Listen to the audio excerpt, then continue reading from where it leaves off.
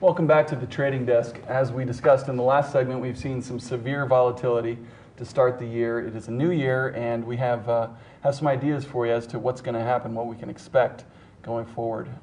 We talked a little bit, in the middle of '07, how we all felt that volatility was going to be back in the markets. We had really, again, 4 or 5 years of flatlined movement where every asset class was moving together, and it was all moving one way, up. And markets like that make anybody who is buying and holding feel like they're invincible, and they know what they're doing. And we talked about that. And again, there was a lot of forewarning, I think, out there. Yeah, too much complacency, not enough of looking at historical measures, and just being aware of what's actually happening in the economy. I think everybody turned into a soundbite analyst as opposed to looking at some of the subtle signs that were happening. Now, granted, we were warning of a little bit of caution back in the fall, and probably the timing was off, but the fact of the matter is if you're cautious when things start to look a little rough, you avoid getting whacked 10 or 15% in a matter of 2 weeks, which happened in early '08. Right. Absolutely, and I think that brings up a really good point. I think responsible investors look at risk first. Absolutely. You don't look at opportunity first. You look at risk, and I kind of look at it as a physician. First, do no harm. I first don't want to do any harm to my portfolio. Right. I want to make sure I'm keeping my risk at a level that I can manage, and then I'm looking for opportunities. And people weren't doing that. Right. Over the last few years, people were looking at, oh my gosh, you got to buy Google and nobody BlackBerry. knew what their exit strategy was if it didn't work out. Right, they and never thought it wouldn't work out. That's why we're seeing such volatility, because now people are just going, now they are scared. I owned a little reacting. too many, I was a little too heavy invested in stocks, and now I got to pare that back, and so you're getting a lot of selling all at once. Yeah.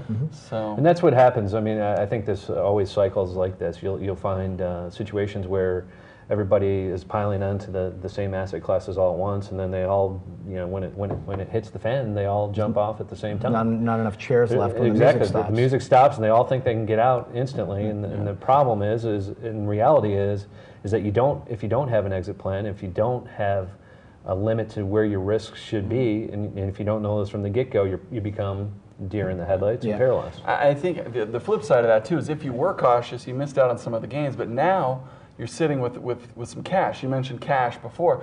I think cash is a great thing to have right now. I personally believe it's a good time to be buying. Looking at some of these things that have sold off really hard. I mean, there's so many stocks that have been cut in half. Yeah, right. I look at that as a 50% off sale, and I'm having the opportunity to come in and buy some things. Right. Yeah, I think we're going to go higher over the next 12 months. I've thought we've been just the feelings nationally we've been in a recession really probably for 2 quarters already, and by the time the pundits admit that we're in a recession, we're as you said, over the market's horizon. probably going to be already going up. Right. So, and that's the way, and that's the other thing that the market is so confusing to people, because by the time that most people recognize that things are bad, the market's already sold off. Well, and it goes back to not knowing enough about history, not paying attention, and listening to sound bites. I mean, average bear market since 1929 has lasted about 17 months. Half of those bear markets lasted less than a year.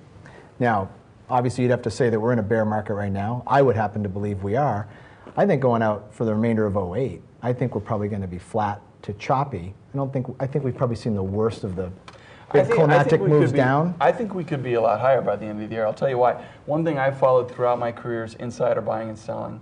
And last month in January, for the first time in 13 years, you had insiders, corporate executives, the CEOs, CFOs, actually buy more stock dollar-wise than they sold. That's a very, very rare phenomenon that you see in the markets. And the last time that happened was 1995. In the January 95, stock market went up almost 38% that year, based on the S&P 500. So that's a very bullish sign in terms of the research that I look at going forward. Also, there's been, with this type of volatility, it's extreme volatility. Jason Gepford at Sentiment Trader, we were talking about this off the air a while ago, is probably the best source of research that I've seen.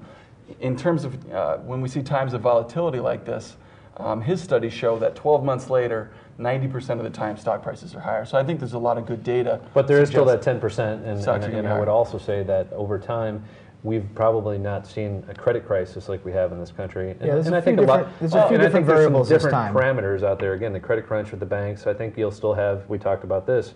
You'll still have some major public home builders that will be going BK. You'll have some financial institutions that I think we're going to have to figure out how to navigate this stuff. And I have no idea how they're still even hanging around. They should be bankrupt by any accounting measures at this point already. Yeah.